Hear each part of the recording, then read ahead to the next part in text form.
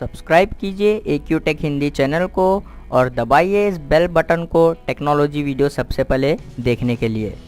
Hello friends, welcome back to my channel. दोस्तों, आज की इस वीडियो में मैं आपको बताने वाला हूं आपके विंडोज 10 के स्टोर में अगर ये एरर आ गया तो इस एरर को कैसे रिमूव करना है। दोस्तों, बहुत ही सिंपल स्टेप है, आप इस स्टेप को फॉलो कीजिए। आपको एक ही स्टेप फॉलो करना है तो आप इस एरर को जो है रिमूव कर सकते हैं अपने विंडोज पीसी से।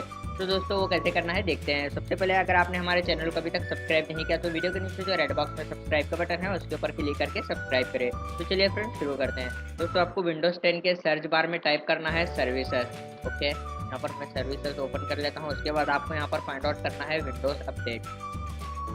ओके, ये रहा विंडोज अपडेट। तो इसके ऊपर हम राइट क्लिक करके इसकी प्रॉपर्टी में जाते हैं। प्रॉपर्टी में जाने के बाद आपको यहाँ पर स्टार्टअप टाइप जो है यहाँ पर मैनुअल रहता है, कभी डिसेबल्ड रहता है, तो आपको यहाँ पर इसको ऑटोमेटिक कर देना है। उसके बाद आपको अप्लाई के ऊपर क्लिक कर देना है, फिर आपको यहाँ पर स्टार्ट के ऊपर क्लिक कर देना है।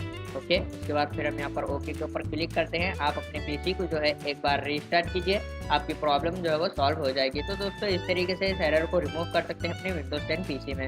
दोस्तों, अगर आपको ये मेरा वीडियो पसंद आया तो प्लीज़ लाइक करे बिना मत जाना और चैनल को ज़रूर सब्सक्राइब करना, क्योंकि मैं रोज़ इसी तरह वीडियो लेकर आता रहूँगा। मिलते हैं नेक्स्ट वीडियो में।